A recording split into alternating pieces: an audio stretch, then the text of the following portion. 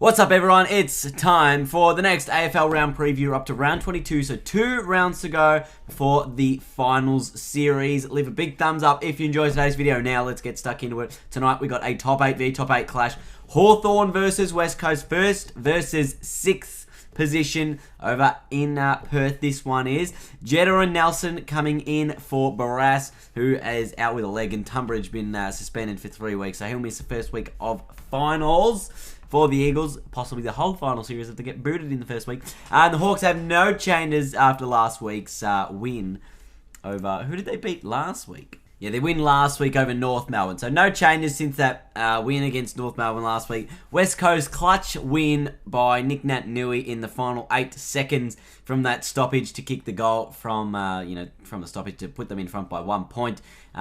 Basically on the siren. So unless they have some sort of miraculous effort like that again, I can't see them winning this match. I think Hawthorn, they're just going into their prime. I know Hawthorn beat them in the home and away last year for this match. But then West Coast turned it around, beat them in the first week of finals over at Domain. So it is going to be very critical as who's going to win this one. But I think the Hawks are actually going to get the job done, even though it's an away game.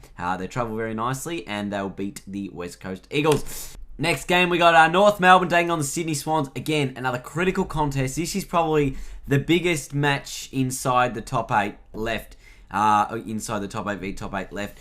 So North Melbourne, if they win, they're in the finals, and they'll actually make Sydney drop down out of that top 4 maybe. But if they lose, they are in a real threat next week to drop out of the final series. Now they bring in Scott Thompson and Ben Brown. Nahas and Clark get dropped for this one. McGlynn and Tibbett come in for the Swans. Huge in. Kurt Tibbett hasn't played for a number of weeks.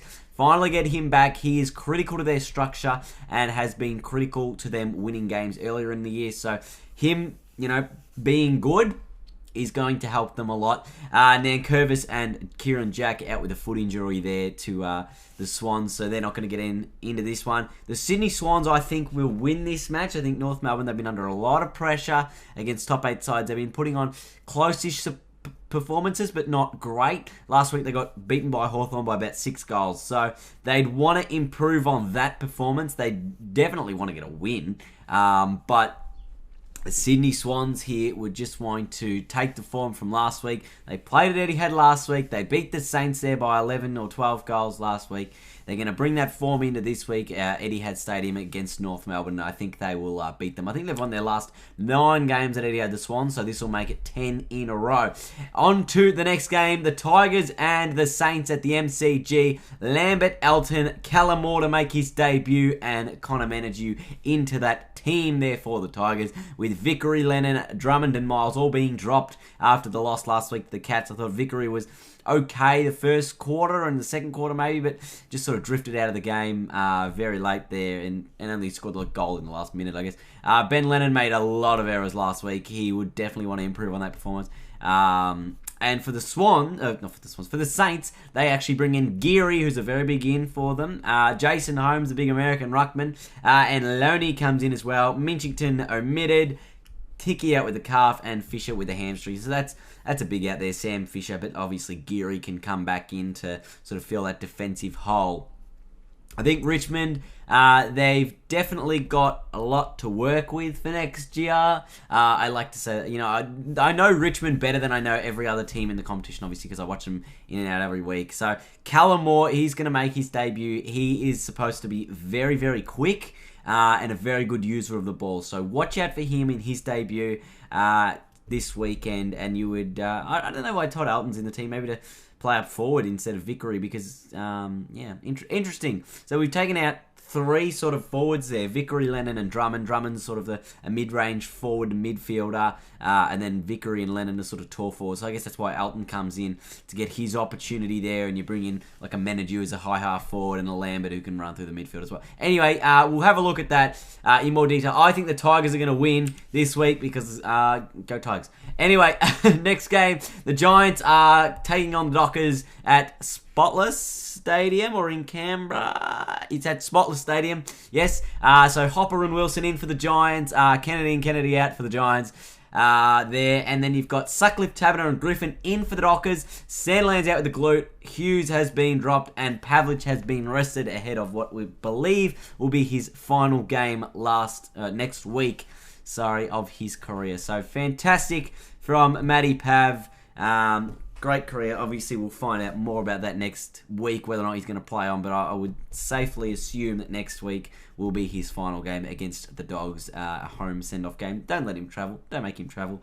Giants will smash Fremantle in this one by a number of points and get their percentage up there. They just need someone in the top 4 to drop a game so they can get in there. Next game, we got Port Adelaide and the Adelaide Crows. Showdown time. Need Schultz and Tumpus in for Dixon with the ankle, Austin with the groin, and Wingard with the hamstring injury. So sort of pretty much straight swaps there. Dixon for Schultz and Need in for Wingard. So that's how that goes. And for the Crows, Sam Jacobs comes back into the side after a couple of weeks out with an ankle injury.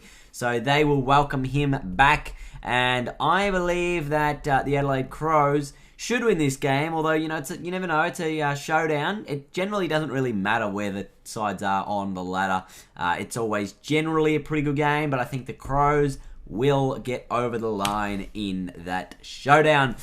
Next game, we go to Saturday night as well. Crocker comes in for Adams. This is Collingwood taking on the Gold Coast Suns, by the way. And then for the Gold Coast, you got Sexton, Lemons, and Fiorini in for Schoenfeld, Hallahan, and Joyce as well. And Dion Pressia just nominated his club of choice, Richmond, get around him. So hopefully we get him. I would trade pick 6, just pick 6, straight swap. You can either take a gamble on, pick 6 could be a potential future superstar, or you already know someone who's an A grader in Dion Pressia, or he's sort of a B+ grader, but he'd be working his way into an A grader, about to be in the prime of his career. So you just straight swap. You've already got a developed player. Just take him. Do it. Just smart. Anyway, Sumner, the next game.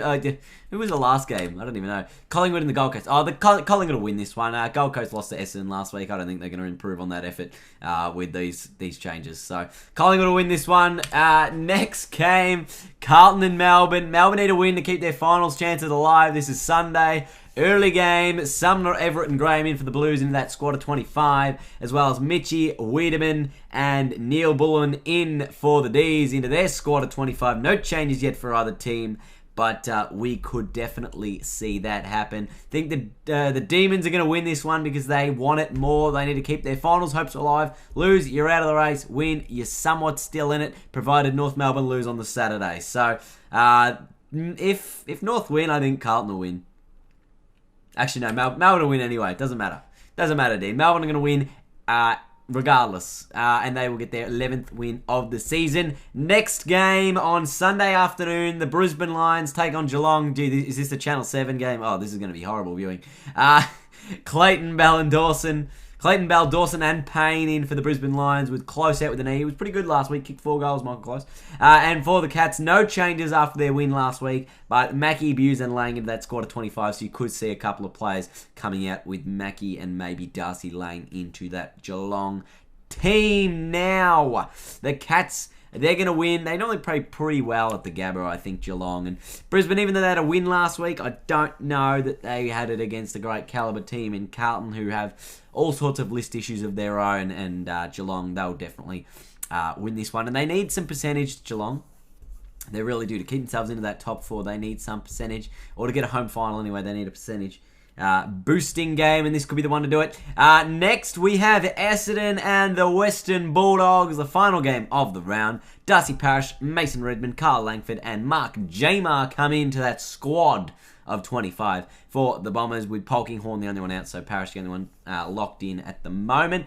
And for the Dogs, McLean, Stevens, Wilson, and Smith come in for Suckling with the Achilles injury. The Dogs, you'd think they're going to win this one. They had some pretty poor... They had a poor performance in round 23 of the last season against the Brisbane Lions, which they kind of needed to win. But they didn't win that one. The Bombers will not win this one. The Dogs will get a win here And hopefully for them, or maybe if they get the win, it may jump them ahead of the West Coast Eagles if West Coast lose. So this is where the top 8 sides are really critical at the moment. Hawthorn need a win to stay on top. If West Coast lose, it could kill their home final chances. North Melbourne need a win to stay in the top 8. The Giants need a win to stay in touch with the top 4, if not to get into the top 4. The Crows need a win to stay in the top 4. The Swans need a win to stay in the top 4. And Geelong need percentage as well to keep themselves in the home final race for the top 4. But I think they're kind of out of that chance at the moment. So they need a win and win well to keep their top 4 alive, because they play Melbourne next week. And if Melbourne are trying to get in the 8 and Melbourne beat them and Geelong lose, Geelong could drop out of the top 4 and maybe play Melbourne the week after. So many scenarios that I just ran through my head right then, and I'm sure you had no idea what any of them were. Anyway, that is it for this week's football preview. Hopefully you enjoyed the video. Again, leave a thumbs up. Let me know what you guys think in the comments section below, and until next time, I will see you all later. Bye-bye. That was a terrible wave. Bye-bye.